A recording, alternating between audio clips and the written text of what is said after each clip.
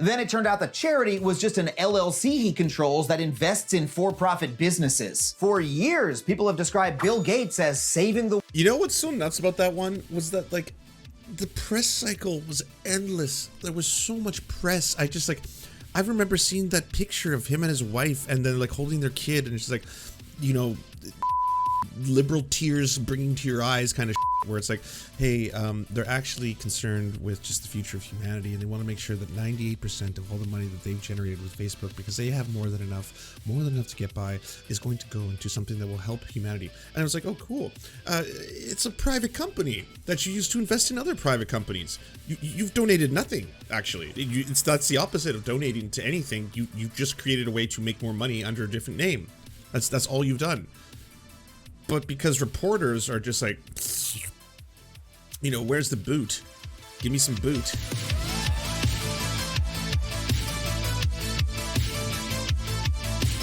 Patagonia, the company that makes overpriced vests for tech bros who pretend to be outdoorsy, got a metric fuckload of good headlines this month when their billionaire owner, Yvon Chouinard, announced that he was donating the entire company to fight Thank you. I'm so happy someone did something on this. Fantastic. climate change. You know, this will finally make all the libs shut up, because the libs, they listen to Adam, and then they're not going to be able to keep being like, oh no, there are benevolent billionaires. Just look at the guy who used to run Patagonia. Yeah. Oh, so he gave his company to all his workers. They cooperatively own the company now, and they're going to make much better salaries and stuff. No. But he started a trust, and the trust is going to be managed by his family that he's going to put all his money into. He's going to put all of those billions of dollars that he got from extracting the labor of his workers for years and years and years, and some of them in very deplorable conditions, and some of them doing manufacturing. That's what he did, because he's a good billionaire. That's the good kind, you know? Twitter exploded in jubilation. The Washington Post said, finally, a billionaire willing to smack back at capitalism. Even the beloved environmentalist Bill McKibben said, if every company was as decent as Patagonia, the world would work better and people would be cozy all winter. Now, this is a wonderful story. I would love to believe that there's a good billionaire out there looking out for the planet from atop his pile of money. But you can feel what's coming, can't you? I mean, I wouldn't be making this video if there weren't a darker truth to expose. Am I really gonna do this? Am I actually gonna disagree with Patagonia, the media, and Bill McKibben, a man I deeply respect and admire, and tell the world why this feel-good story is actually terrible? Fuck yeah, I am. Not only was this donation designed to help Chouinard avoid billions of dollars in taxes, the fact that it's even possible for a billionaire to pull this maneuver is an unmitigated disaster for the planet and for our democracy. And when we swallow PR like this, we are literally falling for the oldest billionaire bullshit in the book. Now, a lot of people found this story believable, including me at first, because it fits Chouinard's carefully cultivated public image. He's been described for years as the reluctant billionaire, a frugal rock climber who just loved making gear for his friends, then tripped and The reluctant billionaire, can you imagine? Oh, I just keep falling into all this money and just keep making all this money. How does this happen? accidentally started a $3 billion company. People tell stories about Chouinard eating cans of cat food to save money, and he famously still drives a Subaru instead of a fancy car. The dude supposedly doesn't even own a cell phone, which is maybe why he doesn't know that human food is just as cheap as cat food. You weren't saving money, Yvon. You were just being weird. And as far as corporations go, Patagonia does have a solid environmental record. They've donated over $140 million to a huge number of organizations, promoting everything from land conservation to biodiversity to sustainable agriculture to the end of fossil fuels. Now, Chouinard said that he wanted the company's commitment to the planet to continue after his death. So instead of selling the company to some corner-cutting capitalist who would start powering the fleeced vest factories with coal and, I don't know, cancel the Batgirl movie again, he decided to donate all of his stock to a nonprofit organization with a mission of helping the planet. In a New York Times piece so glowing it might as well have been written by his publicist, Chouinard said that hopefully this donation will influence a new form of capitalism that doesn't end with a few rich people and a whole bunch of poor people. And his own accountant said that he'll receive no tax benefit for his donation whatsoever. But if you want the straight story about a billionaire's finances, it might make sense to ask someone other than the guy who cooks the books for him. The truth is, if Chouinard really just wanted to make sure that Patagonia's value stayed intact, he didn't need to donate it to a nonprofit. He could have just given all $3 billion worth of shares to his kids. They could have kept running the company according to Daddy Dearest's wishes and lovingly rapped about him at corporate board meetings. So, Why didn't he do that? Simple. He would have had to pay $1.2 billion in gift taxes. And Yvonne's a good billionaire, so he doesn't like paying taxes. I mean, why should he have to pay for the roads his products are transported on, the schools and universities his workers are educated at, the GPS system that he uses to track his shipments, and the government research into heart attacks and cancer that have kept him alive until the ripe old age of 83? I mean, he's self-made, right? He did it all by himself. Now, I know what you're thinking. Adam, he didn't pay taxes because he did something better. He donated it to charity. Well, let's take a look at how charitable that donation actually was. 98% of the shares Chouinard donated were given to a brand new environmental nonprofit he formed called the Holdfast Collective.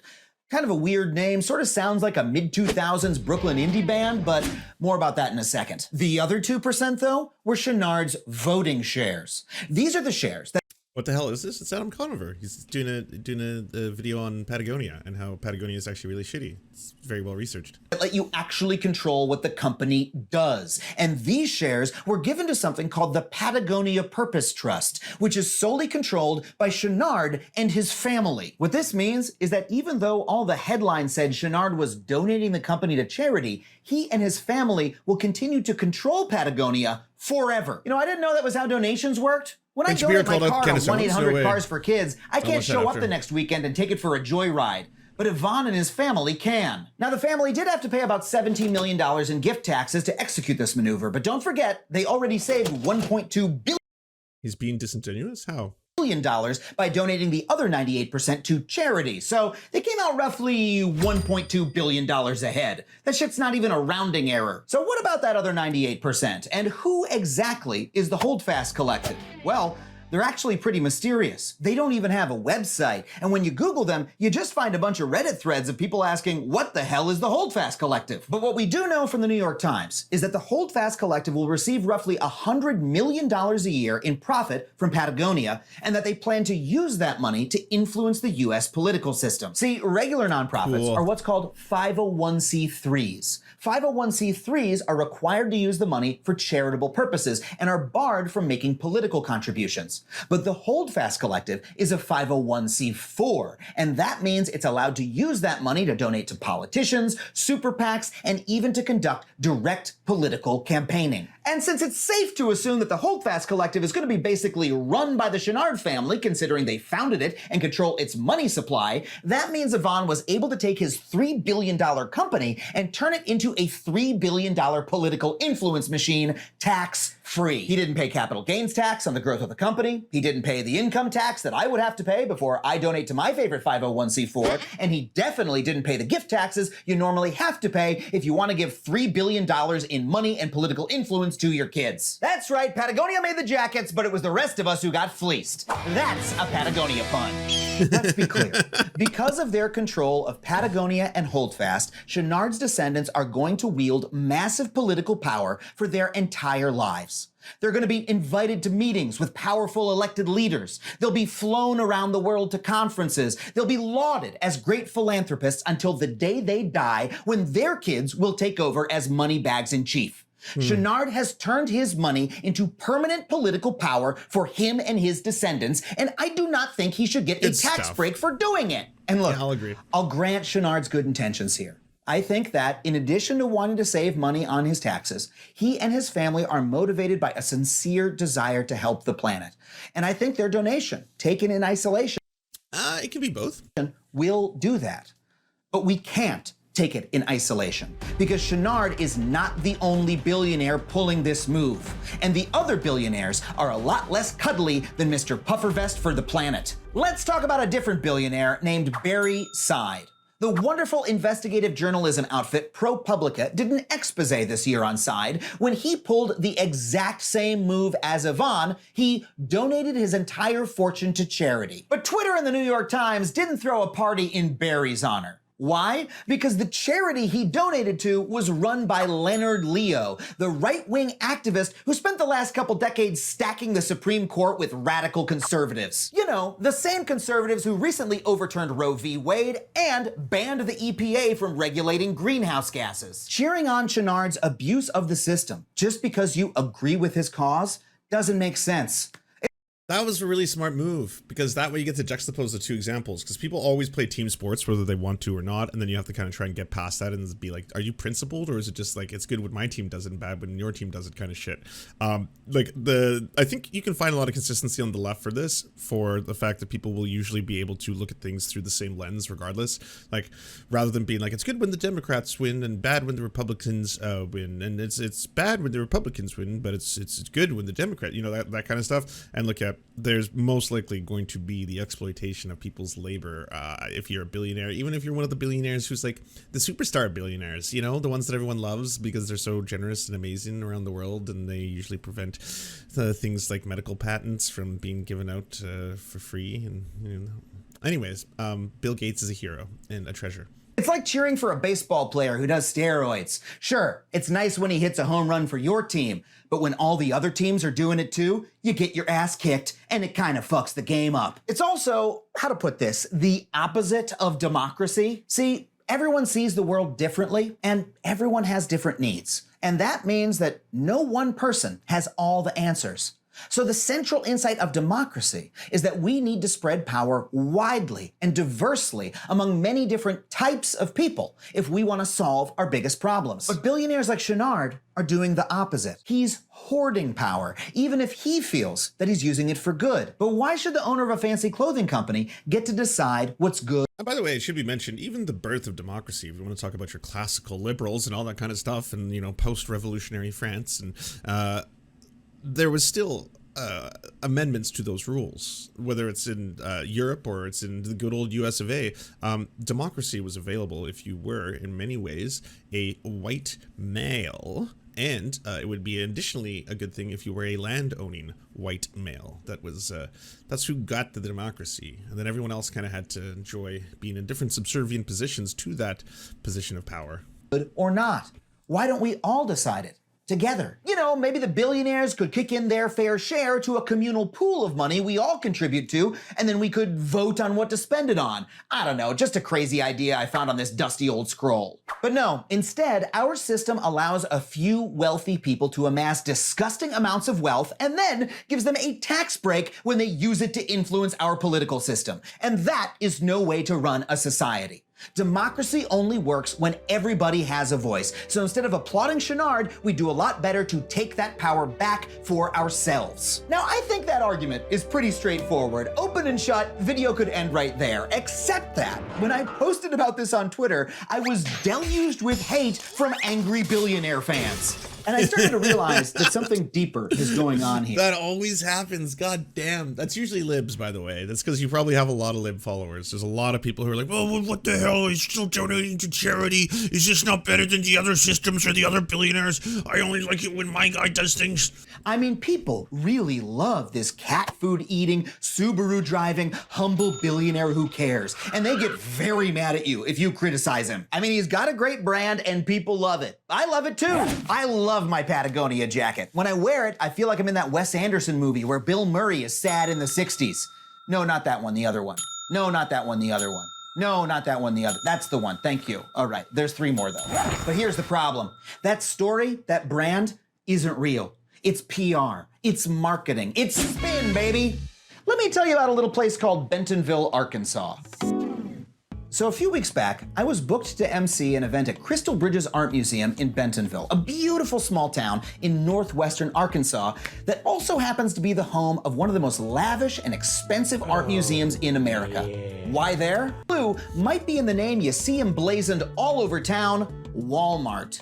Sam Walton opened the first Walmart store in Bentonville in 1962, and now that it's the largest retailer in the world, yes, larger than Amazon, its headquarters are still in Bentonville. Sam Walton is now dead, but his kids, the 11th, 12th, and 13th richest people in America, have poured money into the town.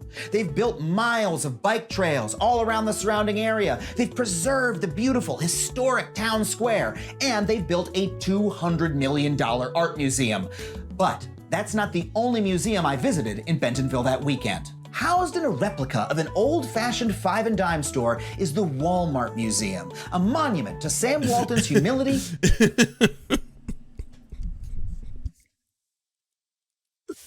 Oh no. Oh no, this is a real thing. exists. Oh no. I think I'm an accelerationist now. This broke me. Yeah. I'm gonna have to go full accelerationist at this point. Maybe Poseidism. At least then I got to hang out with the dolphins if everything works out. So yeah, maybe that's it. And humble decency. They have an exact replica of his shabby home office, which actually brought a tear to my eye because it reminded me so strongly of my own grandfather's office when I was a kid. And according to this museum, Sam hated money so much that he drove a beat up old truck. And to prove it, they put the beat up old truck in the museum. Holy shit, swap the pickup for a Subaru and this could be the Patagonia Museum. Now there's something a little perverse in building an entire museum to tell people how humble and thrifty you are, but it works. People in this town love the Waltons, and when I struck up a conversation with them, they talked about the Waltons like they were family. Because of the Waltons' investment, the population of Bentonville has sextupled. Property values have skyrocketed. Oh, and don't forget the world-class art museum they built in town, where Bentonville residents can chill out and look at a Rothko, listen to an artist of color give a talk, or visit one of Yayoi Kasuma's famous infinity rooms. When I was waiting in line for this exhibit, I overheard two teenagers talking about how they had never been to an art museum before, and hearing that, made my heart swell up.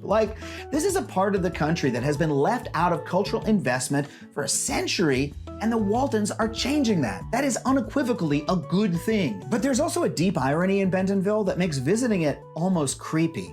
Because even though the Waltons have preserved this perfect American small town, they only had the money to do so because they have destroyed the downtowns of so many other cities in America. According to a...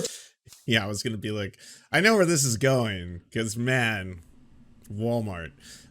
There's an expression called trolling the sea. It's not trolling like internet trolling. It's where you actually just take giant nets and you just take everything. Doesn't matter. You don't really sort for the prawns or the fish or just everything, including, Willy. Everything gets caught in the nets. And then they just look at it all and they're like, the things you want, we take. The things we don't want, hopefully they're not dead. A lot of it is dead, but we just jump it back. Trawling, sorry. Pronounced trawling. That's kind of what Walmart is to small towns. That's kind of what they do, They get in there and it's like, oh, this is going to be so great. Why? Well, I mean, we'll be able to afford really cheap consumer goods. And it's like, yeah. They'll pretty much take over every single small business here, though. There won't be a single small business that can compete with them. They buy way too much product. They're a centrally planned economy in essence. If a country ran as smoothly as them, it would prosper very well. They maximize the amount that they can sell you cheap goods to outprice every other potential customer by mass purchasing things on a scale that no one can compete with. And it destroys everything. They also sell food, so a lot of the food places will be gone too, because of that. So 2008 study from MIT, Walmart was responsible for 40 to 50% of the decline in small discount stores like the ones their museum was built to resemble. Other researchers found that when Walmart comes to town, it correlates with increased obesity, higher crime rates, and lower overall employment in that area. And this proves that the narrative Sam Walton spun about himself, that he never cared about money, he was just a humble guy who loved giving back. Well, it was bullshit.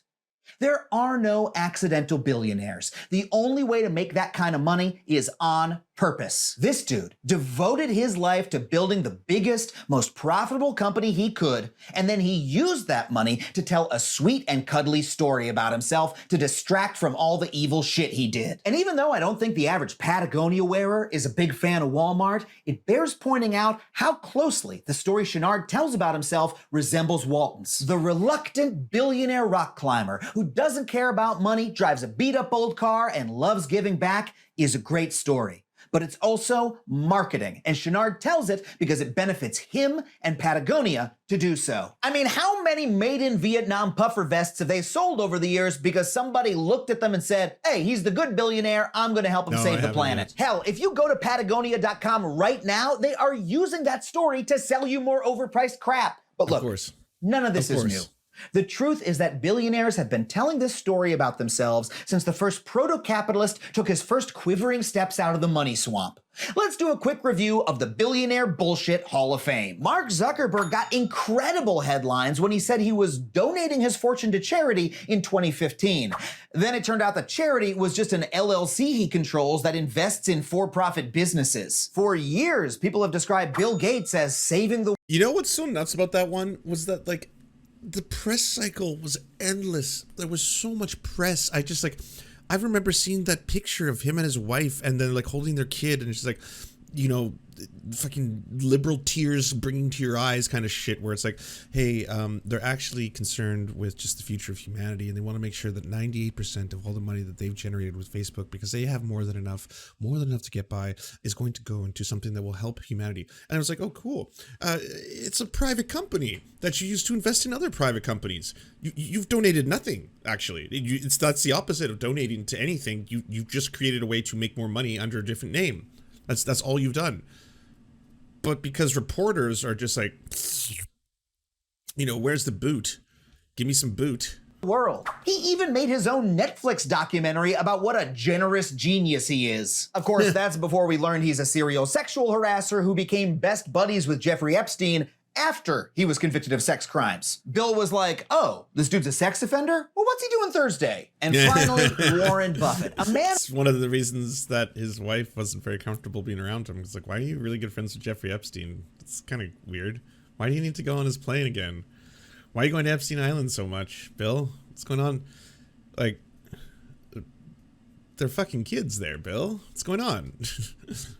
Are you fucking kids? Is that why you would want to go there or be on his planes? Who decades of PR have described as so saintedly frugal that websites post listicles about how you can live as cheaply as him, with tips like eat a cheap breakfast. Yeah, I'm pretty sure if I ate Egg McMuffins all day, it wouldn't make me a billionaire. I'd just have a heart attack. I mean, this article literally says that Warren Buffett clips coupons. No, he fucking doesn't. Are you trying to tell me that Warren fucking Buffett gets up on a Tuesday, goes and gets the newspaper off his porch, takes out the advertising section and a pair of scissors, and says, oh, look, Skippy is on sale? That's so true. That doesn't happen. There's just, it's like, I don't need evidence. I don't need, like, even if you provided me like a photo op of him doing it, I still would be like, yeah, that's staged. That's AI. That's AI generated right there. You know, that's most likely DALL-E 2. I'm guessing it's got a lot of DALL-E 2 signatures to it. Fuck you. How gullible do you think we are? You know how Warren really saves money? By not paying his taxes. When ProPublica got a leak of billionaire tax returns, Buffett was found to pay the least of any of his fellow plutocrats. Dude made $24 billion between 2014 and 2018 and paid a true tax rate of 0.1%. Even greedy little piggies like Bezos and Musk can't touch that. You know what's fucked is that, like, he paid like 46 or something like that. You know, you give like nearly half your salary, and I'm okay with that. I don't mind taxation because it gets redistributed into society. It makes it better. Like, ideally, it doesn't go to weapons and other shit like that. But in theory, it's going to go to some good shit. I'm for that system.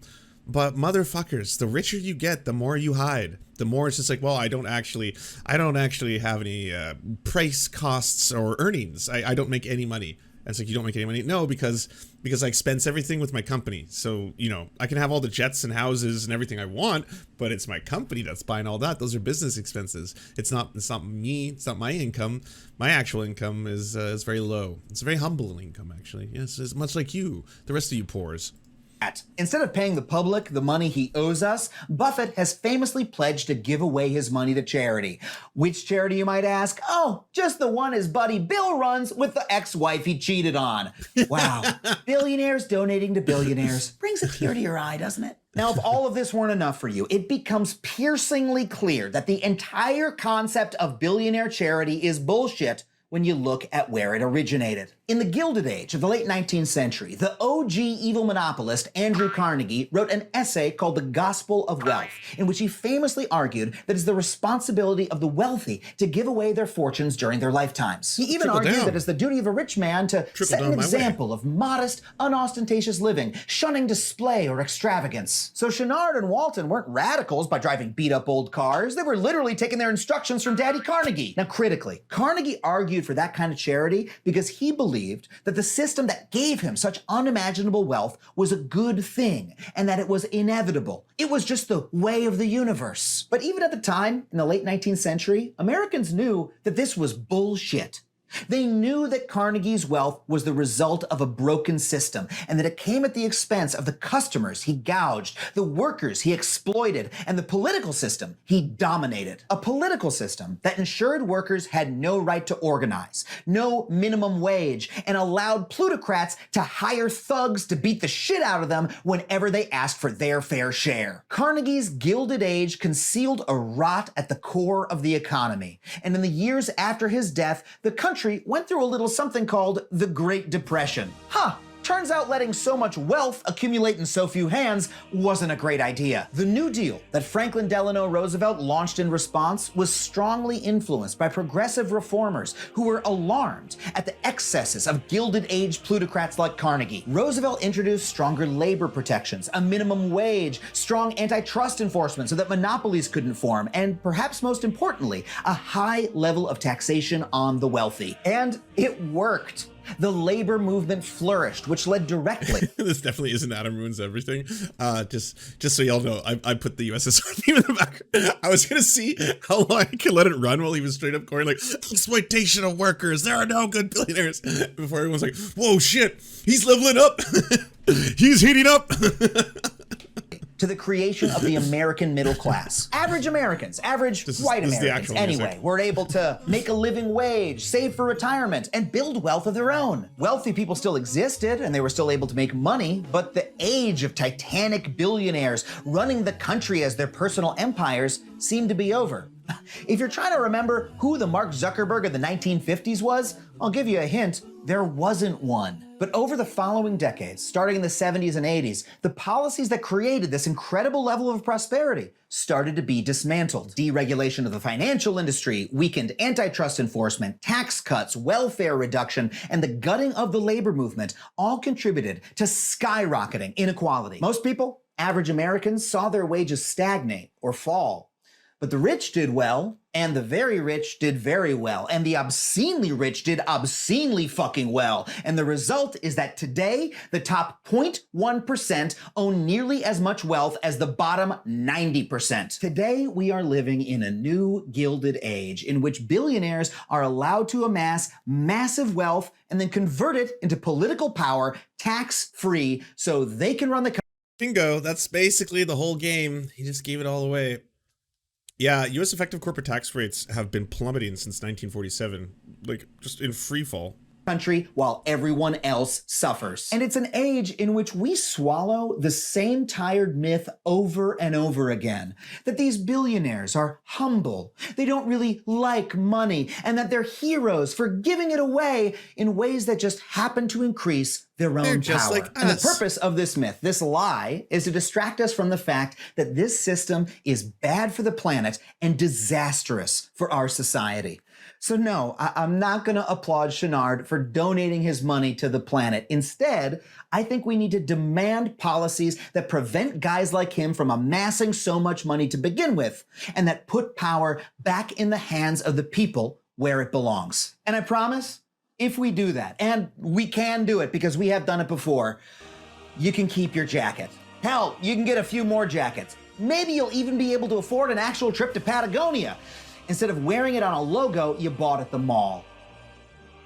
Hey guys, this is the first YouTube video I've done like this. I want to thank Sam Roudman and Brian Frange who helped me write it. If you enjoyed it, I believe the part— Oh wow, I didn't know that was the first one. You're just starting out, eh? Wow. Subscribe. Welcome to the BreadTube Assassin Consortium. Meetings are on Fridays. Usually led by Sean if he's available. ContraPoints brings cookies. And now to make it official, bum bum bum bum, oh, bum bum bum bum, what, bum. Oh, you're getting away from me, Reddit. Sneaky. Choose a community. I've heard so much about this one. Apparently they serve imperialism. And welcome to the club. Bam! It's official. It's happened. And now you can never take it back. Yes, that's right. It's a part of you forever. That's what the sacred scrolls doth said, written in the original form, yeast, the purest form of all pure. Yep. So saith the great Lord, bun and bread, give us our daily bread. Do you enjoy the Serfs but prefer not to have to use your eyeballs? Many are saying this. Well, we've got the solution for you. It's the Serf Times in podcast form, available on most major podcasting networks now. If you enjoy it, please consider leaving a good review and feedback because it really helps the show out, apparently, and it's free, just like the podcast. To our gods, Xander Corvus and Peyton L. Juste, we shall spend many a generations building mighty cathedrals in your honor. To our monarch, Tom Spiker, we are but your oafish jesters, here to offer you a laugh at any opportunity. To our brave knights of the Round Table, Rachel K., Izzy Solidarity, Victoria Bell, Sebastian Demel, Mark Harmon, Benji Arney, Scary Earth Human, Tony, DM Rivera, Resident Scarecrow, Sir Nickus, Cheryl Alvarez, Ruby Kelly, Brandon, Words Greenwood, Everything Important, Hegbert Celine, Matthew Scarborough, Stellar Vision, Ariane McCarthy, Doug Cady, Daniel Sutton, Jenna Tao, Dark Puppy, Quiet One 85, Anna Loves Riley, Omni, Riley and Anna, Poodlehawk, Multimondi, Trevbot EXE, Brian Ephraim, Anthropophojack, Catherine, Ramon Acosta, Incosin, Ralph Parler, Violent Orchard, Political Puppy, La Media Panza, Todd Buckingham, and Todd La Jeunesse. We salute our valiant heroes off to fight injustice everywhere.